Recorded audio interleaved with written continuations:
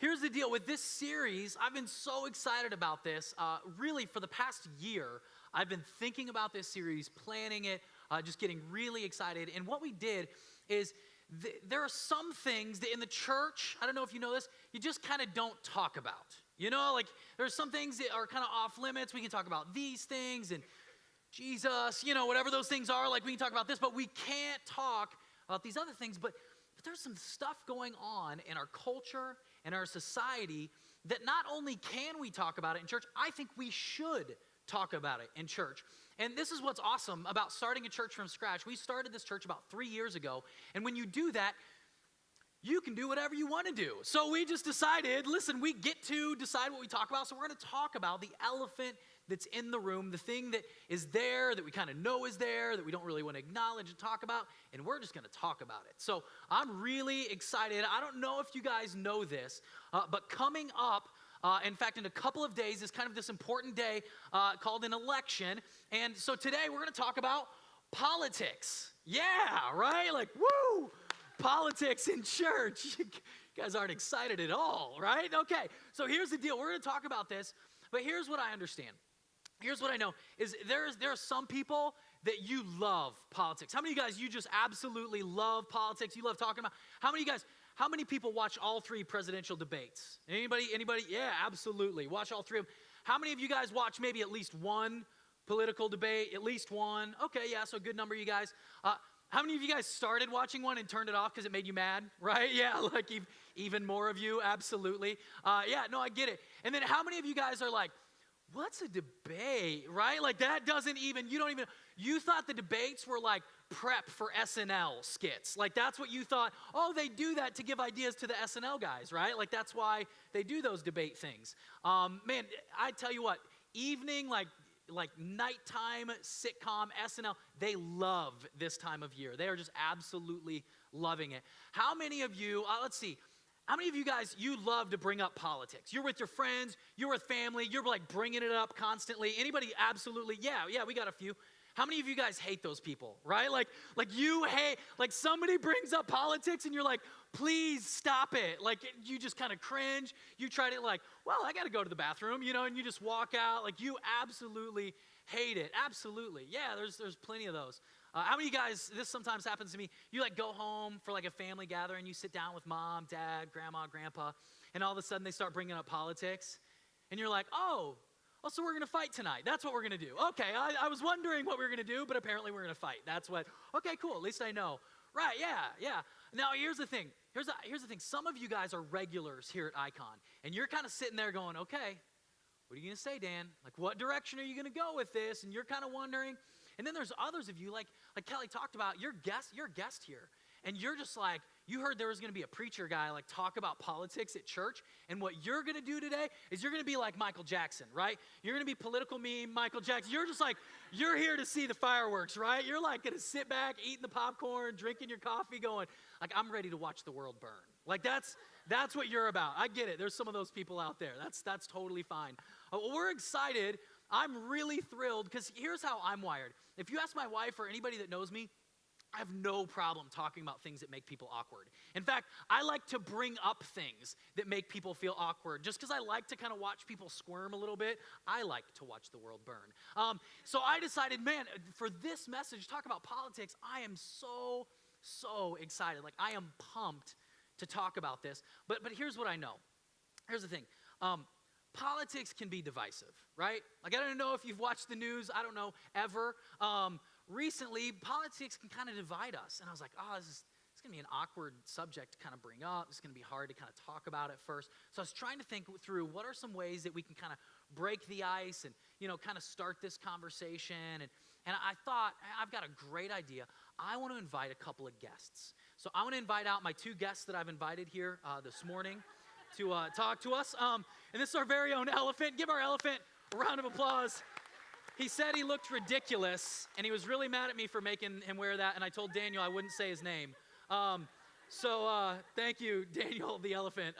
Absolutely. So we brought out a couple of friends. I'm just going to chill here with my buddies. Like this is, hey, like talk about politics, right? So So I invited a couple of guests out here because it would just make us awkward, right? Like just seeing them up here next to me at church. What a better place to just kind of break the awkwardness than have Hillary and the Donald up here. So I'm thrilled to be jumping into this. But here's the thing. Here's what I'm nervous about, in all honesty, talking about this in church, is we all have our own kind of personal slants and beliefs, and here's what we have. Does anybody know what this is? This is a lens or like a filter. Do you know how these work? Like when I hold this up and I look out and I look through this, everything looks yellow. Yeah, you guys are smart, see? And when I hold this up, it's like everything I see, everything I perceive is filtered through this lens. So everything I hear, everything I see, it all looks yellow. So we all have these. In fact, some of ours, probably most of ours, look more like this, right? Like we all have a filter, okay? Every single one of us. And a lot of us, I would say the majority of us, have a blue filter or we have a red filter. So your temptation today, when you listen to me talk, is going to be to listen to me through your filter that's either red or that's blue.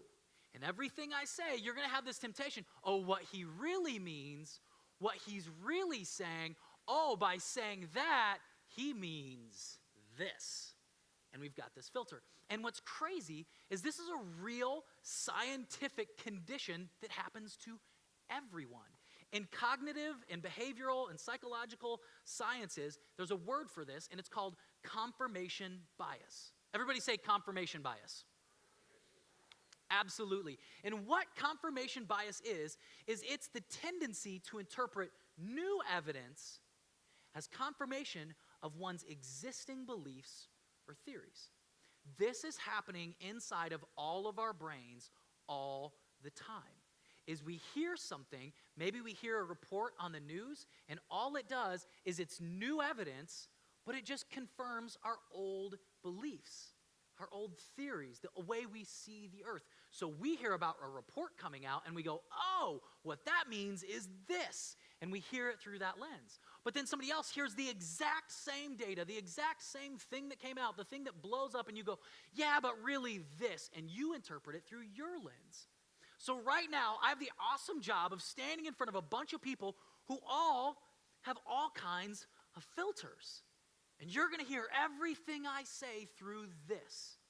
And some of you are going to get mad, and some of you are going to think, oh, I told you so, and probably all of you are going to get mad. I'm going to try to step on all your toes today. So I'm going to make you all mad. So here's the thing. There is a way to work against confirmation bias. Cognitive sciences, they've said the more we recognize and admit our own confirmation bias, the less it affects us. So how this works is the more you acknowledge, yes, I have one of these, the less of effect it has on you. So what I want to ask you to do before I jump into this, before I talk about anything else, is to say, okay, I've got one of these.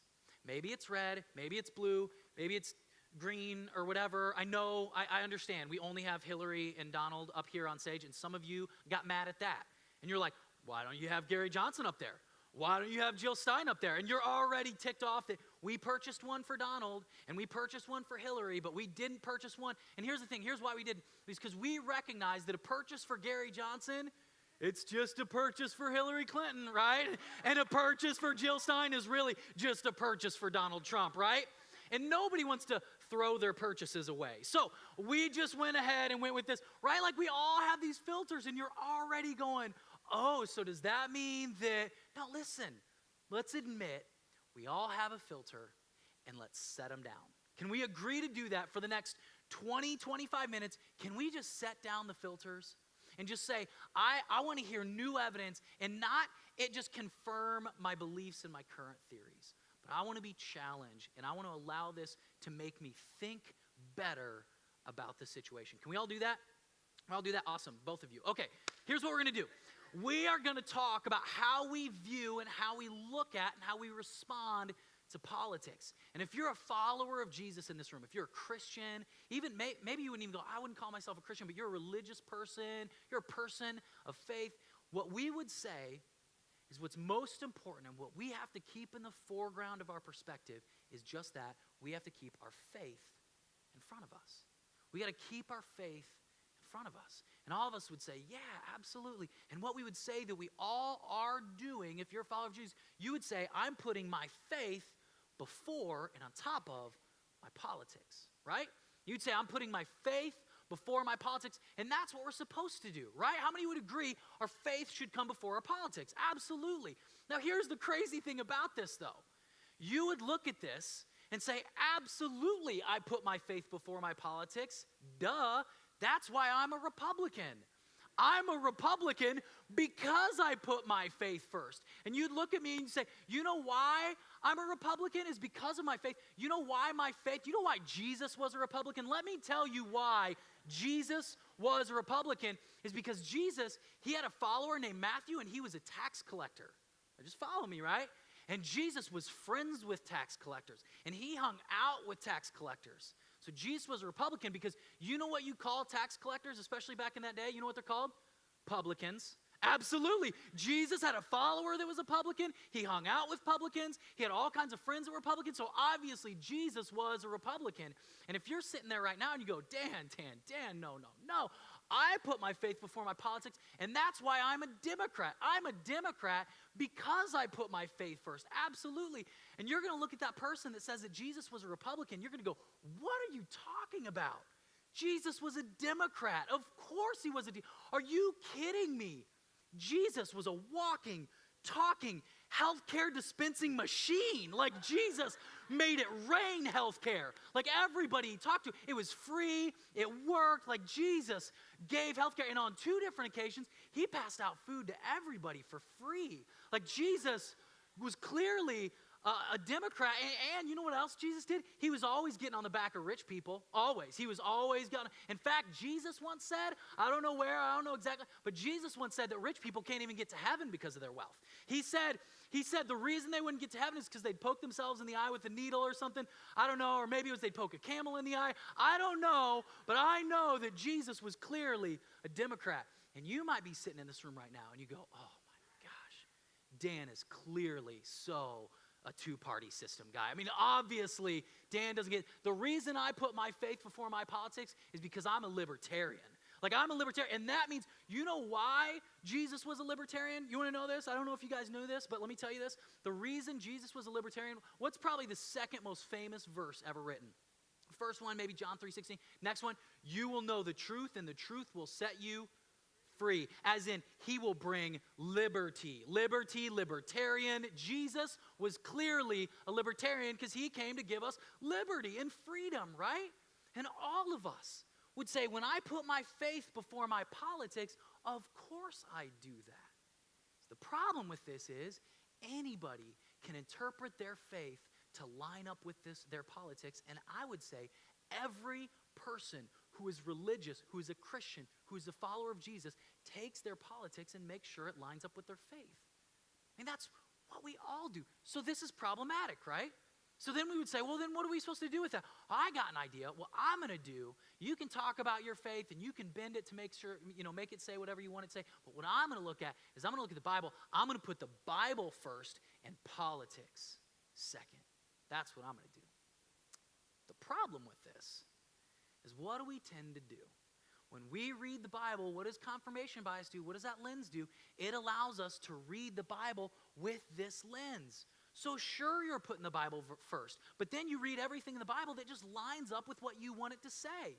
And you'd say, well, yeah, I'm putting the Bible first. And a Republican say, I'm putting the Bible first, and that's why I'm a Republican. And a Democrat would say, I'm putting the Bible first, and I'm a Democrat because I put the Bible first. And we'd still be in the same place. So putting the Bible first still doesn't work. So then you might go, oh, I got it. The Bible says some crazy things. It does. I don't know if you've read it. It says some crazy things. So what I'm going to do is I'm going to look at what Jesus said, and I'm going to put Jesus first and my political party second. That's what I'm going to do. So whatever Jesus said, that's what I'm going to focus on. And you might know where I'm going right now. Where I'm going is what we tend to do and what politicians really tend to do is they take things that Jesus said and they pull him into their camp. And they say, Jesus is on my side. No, Jesus is on my side, and they fight over Jesus, and they tend to look at Jesus as if he came to this earth to pick a side. Can I tell you right now, Jesus didn't come to take a side. He didn't. Jesus wasn't sitting up there going, should I be a Republican or a Democrat or a Libertarian or a Green Party or blah, blah, blah? Which side should I choose? And also, Jesus doesn't take real kindly to getting pulled over and said, hey, Jesus, you belong with me. No, Jesus, you belong with me. Jesus didn't come to take a side. Jesus came to take over. And there's a big difference between Jesus taking a side and Jesus taking over. And we have to realize that this should overcome all of those things. And we've got to get this right. In this political season, we must get this right. As a church, as followers of Jesus, we must get this right. And to get this right, we don't just look at what the Bible says, we have to do something Jesus did. It's not enough to look at what Jesus said. It's not enough to look at what the Bible says. It's not enough to just say, I'm going to put my faith first. We have to look at what Jesus did. So the question is, what did Jesus do? What was Jesus' ethic? How did Jesus interact? What did God send Jesus to do? The Bible says real clearly that God so loved the world that he sent his son into the world to pay our price so that who might find salvation? So that the earth, so that some dirt, so that a political party, no, so that people. Jesus came, what did he do? He put people first. What we must do is put people first and politics second. I get it. You're in church right now. If you've grown up in church, you're getting a little uneasy. I get it. Because I just kind of said something about like putting the Bible first. No, we messed that up. Put faith first. No, we messed that up. Put what Jesus said first and mess that up. And I'm telling you to put people first and politics second. The reason I'm doing this, and this is important, you got to get this. The reason I'm doing this is because this is what Jesus did. And what did he tell us to do? He told us to go and make disciples. What is a disciple? A disciple who's someone who follows Jesus and does everything they can do to do what he did. Guess what? God didn't tell us, and Jesus didn't tell us to get people to believe a certain way. He didn't tell us to make converts. He didn't tell us to make people that ascribe to the right belief system. He said, go and make disciples. And a disciple is someone that does what Jesus did. A disciple is someone who puts people first, politics second. That's what we've got to do. And I know we're going to disagree, and it's okay. It's all right, and it's normal. In fact, I think it's good that we disagree. If we all agreed, if this was just one big echo chamber and we all agreed with each other, we'd get nowhere. We want to be challenged. We want to grow, right? We want to set down our filters, right? Okay, what we have to do is we've got to look at this, and we'll disagree on how to put people first. That's okay. But what we can't disagree with is that what's best for people. We can disagree on what's best for people, but we can't disagree that what's best for people is what's best. That whatever is best for people is what's best. Now, we can argue about what's best, but what we can't argue about is that what's best for people is what's best. And we look at that, because what did Jesus hate? What did Jesus hate? Jesus hated when religious leaders created religious laws that hurt people. He went into the temple, he went into a church and started flipping over tables, like made a whip and started chasing people around because they were hurting people. So when someone tells you, what would Jesus do? Remember, that's an option, okay? So that's free. I'm just throwing that out there. That is on the table. When people say, what would Jesus do? Well, he did do one thing, like that's an option to us. Jesus hated it when people didn't put people first. And can I do something for a moment? Can I say some things that might step on your toes? Can I take a couple of moments and you're really leery right now. Your looks are amazing. It's awesome. You're like, yes. I'm going to be a pastor for a moment. And I'm going to say some things for a second that you may not like. And I'm going to ask you to do one thing. Please, let's put these away for a second, okay?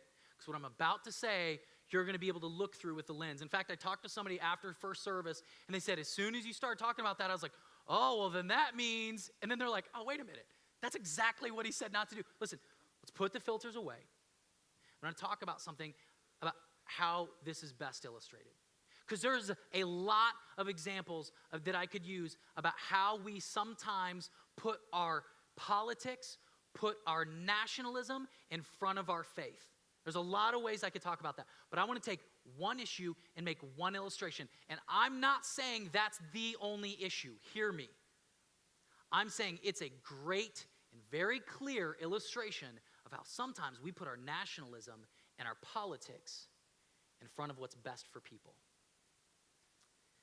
Lately, there's been a lot of talk, there's been a lot of rhetoric, there's been a lot of conversations around refugees and around immigrants and around aliens that is downright anti-gospel. Okay? I want us to think about this. Again, set the lenses down for a moment. Let's think about this through a Jesus ethic. There is a lot of turmoil and persecution going on in nations and in places that are very difficult for the gospel to get into. Would we agree with that? Could we all agree with that? It is very difficult to get the message of Jesus into certain nations, right?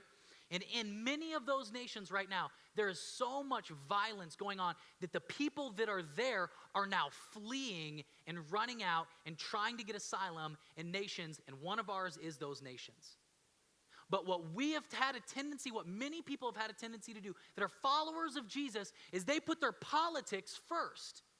We have one of the greatest missions opportunities our nation has ever seen to reach people with the gospel. People that are far from God, that have never heard the name of Jesus, are wanting to come into our nation where they can be your neighbors and you can tell them about Jesus, but our politics says no.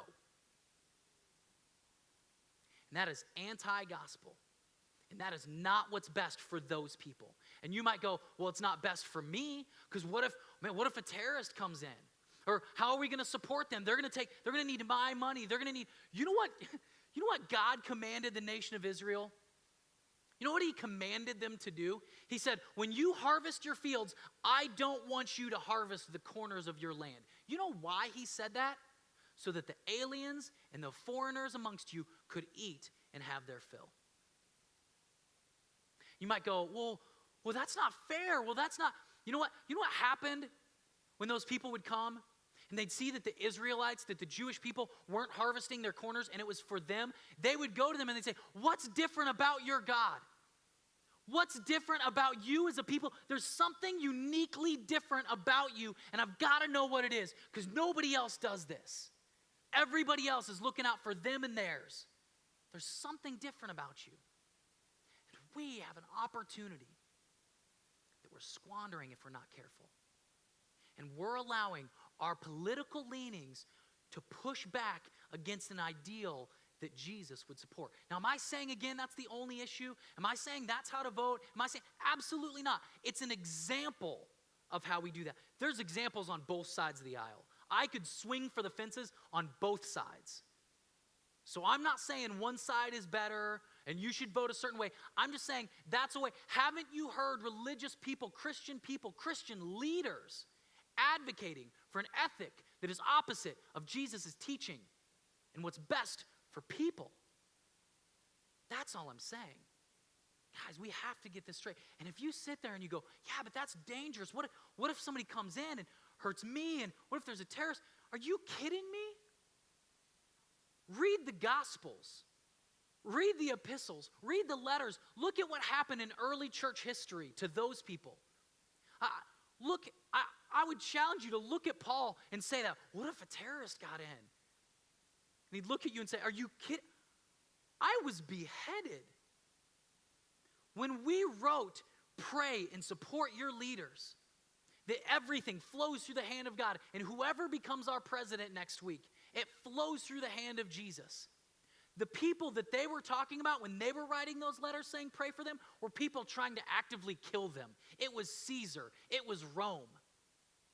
And they said pray for them. And if we're not careful, what many of us will do when one of these two or four, like as an example, like when one person is elected president, our tendency will be to attack and to vilify and to demonize that person. And Jesus would say, no, no, no, no, no. That's not how to respond. See, what we need to do is we don't look here. We look at Jesus. And we fix our eyes on Jesus because he's the only one that can save us. He's the only one that brings salvation. What we do, listen, I heard another pastor say this.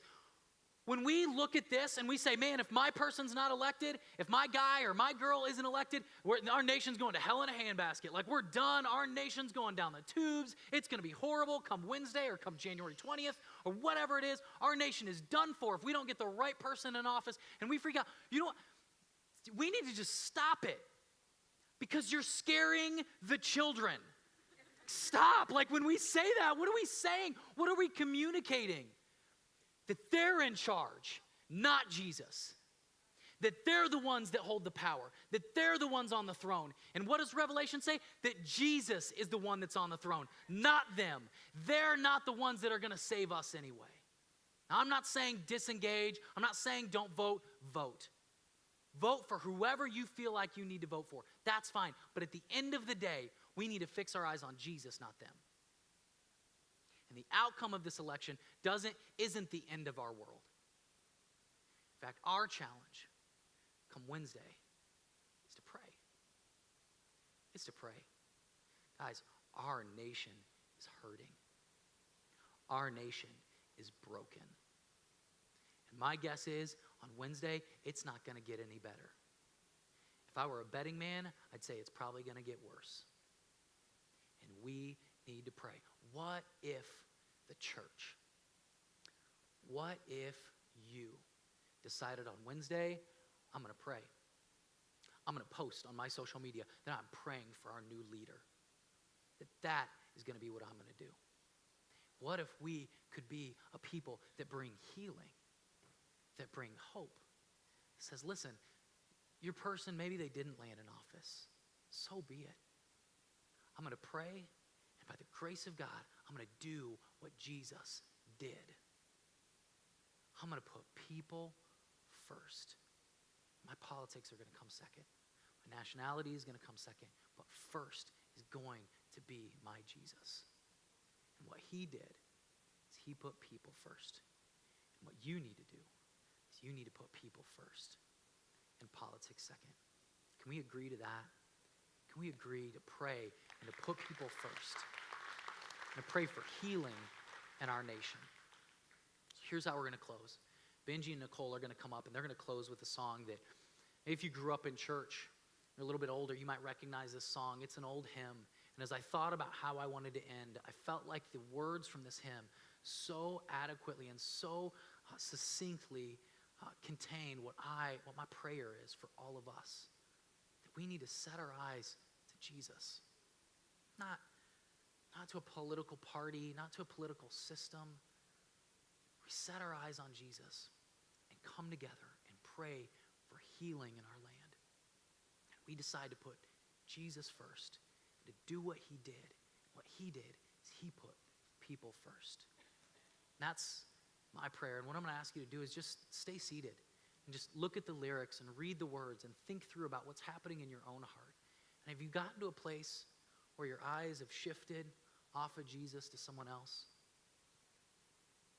And you realign yourself and decide, I'm going to set my eyes to Jesus. And that's how I'm going to move forward. And regardless of what happens on Wednesday or Tuesday night, I'm going to pray. That's how I'm going to respond and move forward. So allow me to close in prayer, and then they'll sing this last song. God, I thank you.